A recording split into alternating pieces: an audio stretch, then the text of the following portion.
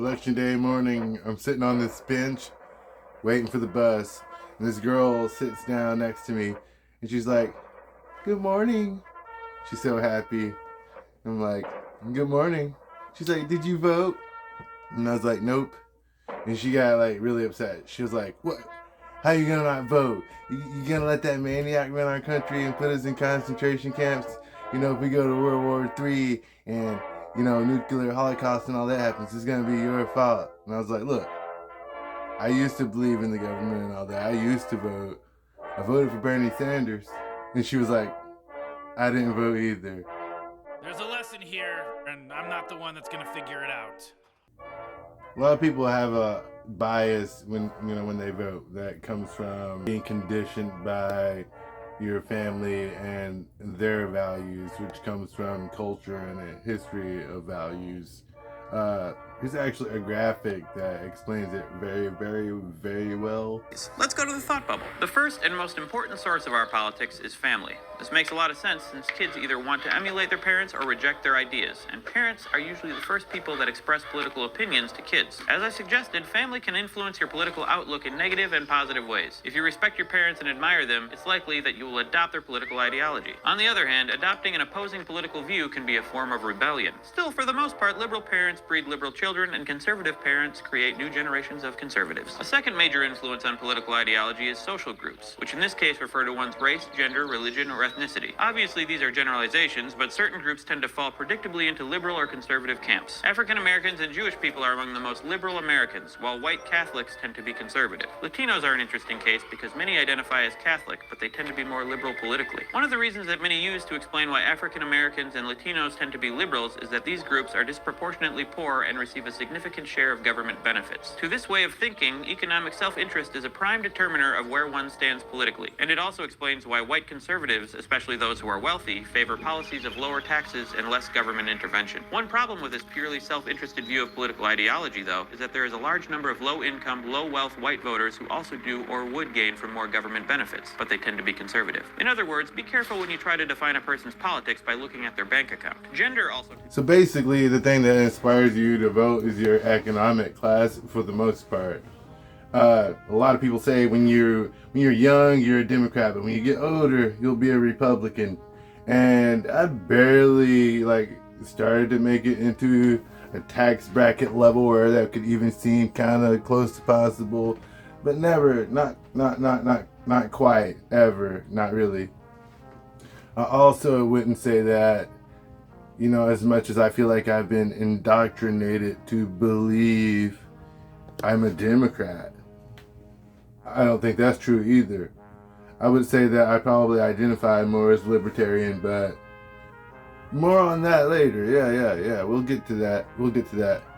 But I think the main, there's a bunch of problems with America as we see it, and it's not just who you voted for or who we have as options to vote for. Because I guess it's not that obvious until now. I obviously don't support Donald Trump, but I obviously don't support just whoever random person you just throw in there, Like the fact that, I've not met one Democrat who would say honestly that they supported having Joe Biden, that skeleton dude. Yeah, I'm not sure if any of us approved of him. We just didn't want Donald Trump. And I can say see, yes, that's why I didn't vote in that election. And I haven't felt supported pretty much ever in an election except Bernie Sanders. Any other times that I voted, when I look back on the perspective that I had then, it was an indoctrinated perspective. And that leads to what I think is the first problem with politics in general and the idea of voting, is that people are actually not educated enough to understand politics. I love the poorly educated. And telling anyone who is educated enough about politics to say that to someone, that's just an inflammatory thing to say to someone, to say, well, you're just not educated enough on the thing. But you know how they say it's like, it's not rocket science? Well, politics is actually extremely insane. Like, and the history of civilizations is a thing that, I mean, we have like tried to do for like ever, and well, every civilization that has ever existed has failed. So, you know, maybe it's just a thing that's doomed to fail, or something that we're always trying to get better at. But no one has like the perfect ideology for everyone. So, and most people aren't even educated enough to try to even begin to understand like what are the proper things that would benefit everyone. And most people aren't even worried about everyone. They're, you know, we're pretty egocentric when it comes to how we vote. We're thinking about ourselves. I'm not thinking about everybody. It's kind of hard to think about everybody. It's very hard to be super neutral. I try to never make a political video ever. And, you know, and this is a pretty political video. But I'm not like going to make my channel political.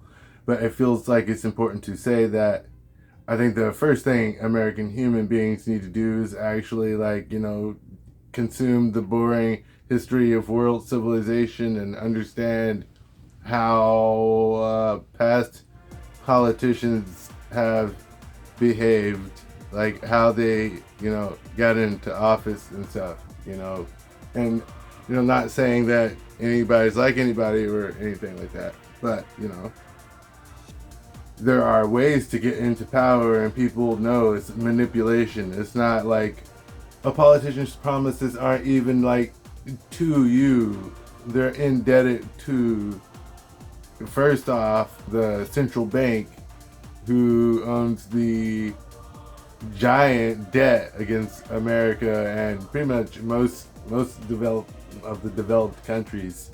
We're deeply in debt to that. So like most of our policies, no matter if, you know, you're a Democrat or a Republican, you pretty much have no choice but to make some kind of effort towards paying back that debt, which has been a thing that historically we've caused upon ourselves. And I have a link to a beautiful, beautiful video in the description about the national treasury, yeah, you ledge, the central bank, linked in the description by Slidebean, which, if you want to really get educated on this, he does a really amazing deep dive into a lot of different things. But he really, if you want to get educated on, like, you know, what your money really is and how that actually influences the decisions of the people you vote for, I mean, it's a big deal, something you should know. The last president who tried to stand up against the Federal Reserve Bank was JFK. So, you know, just make your deductions from there. Whoever actually runs the country, this is kind of like a weird video to post even. I would say a lot of people don't,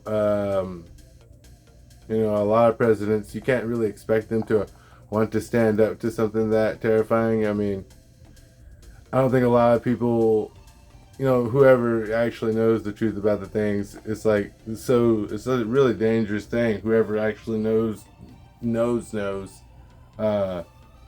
Those people, you know, I don't know.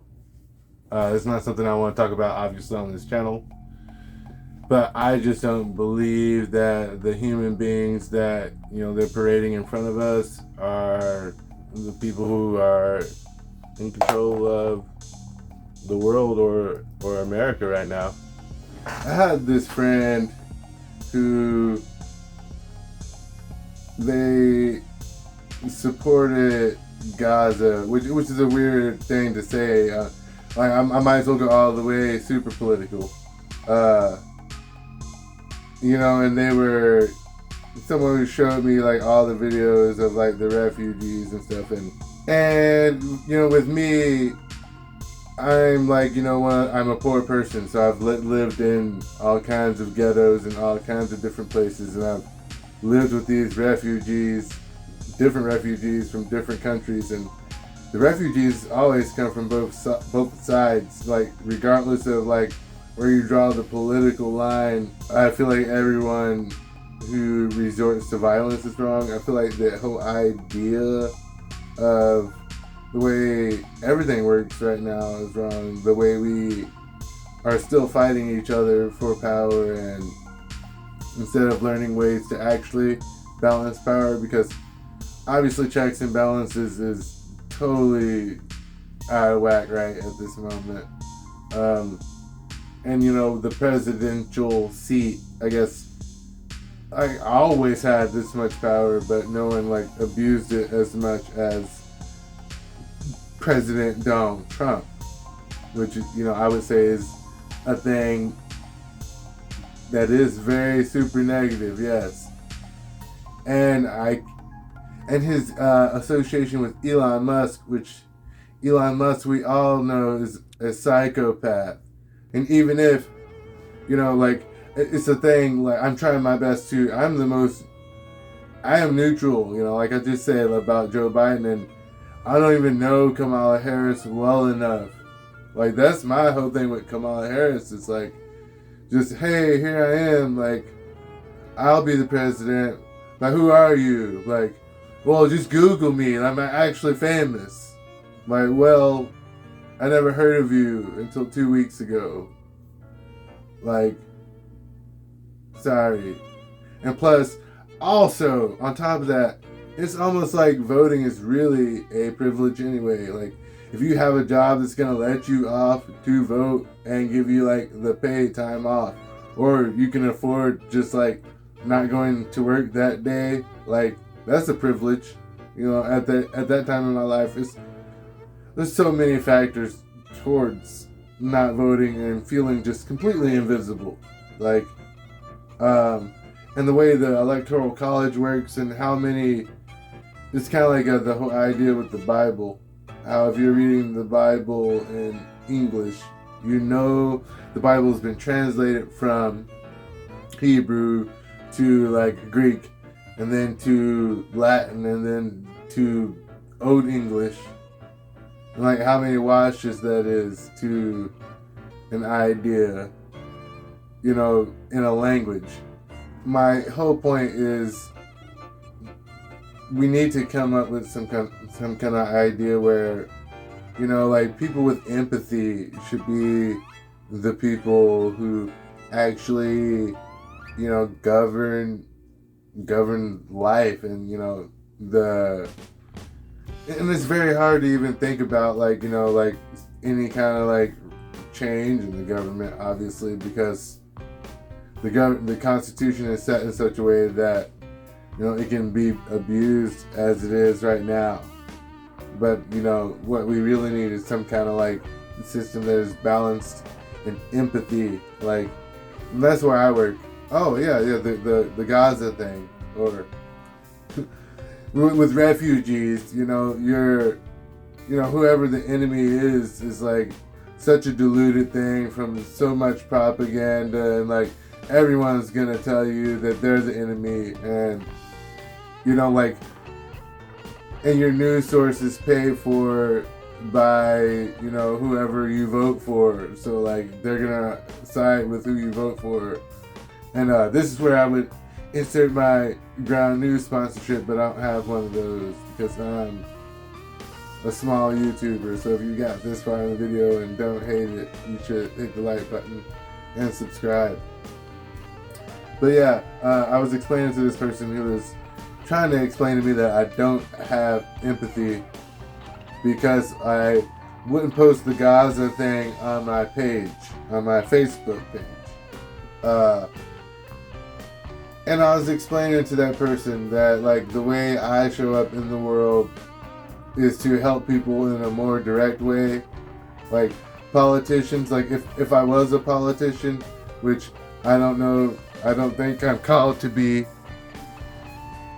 I would feel like more of a, you know, call to do bigger things that affect large groups of people and to actually take a political stance, or if I was in politics, create some kind of political movement or something like that.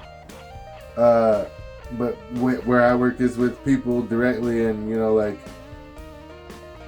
their hearts and minds and souls. It's not about legislature for me. It's just not what I do, and I know how much energy I have, how much empathy I have for people, and that's how I use my empathy. I have such a deep, I feel everything for everybody in the world so deeply that it makes me completely try to be as neutral as I can to what everyone believes, but I can also kindly inform you that what you believe is greatly misled most of the time, 9 times out of 10, especially when it's coming from the government. You can't trust the government that much. I'm sorry. You're one of those people who really trusted the government a lot. Just think about how well we are treating veterans. How are veterans homeless? Shouldn't we be taking care of them? Shouldn't they have a place to stay? What's up with that? Why can't we? What happened to the America that lost all that money during the Great Depression? Why weren't we able to pay back the money for those bonds that we sold?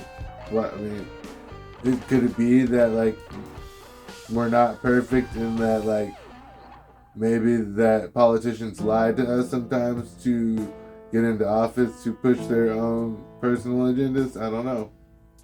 And I'm not just saying Donald Trump, I'm saying all of Mitch McConnell, which y'all don't even know him if y'all ain't from around these parts.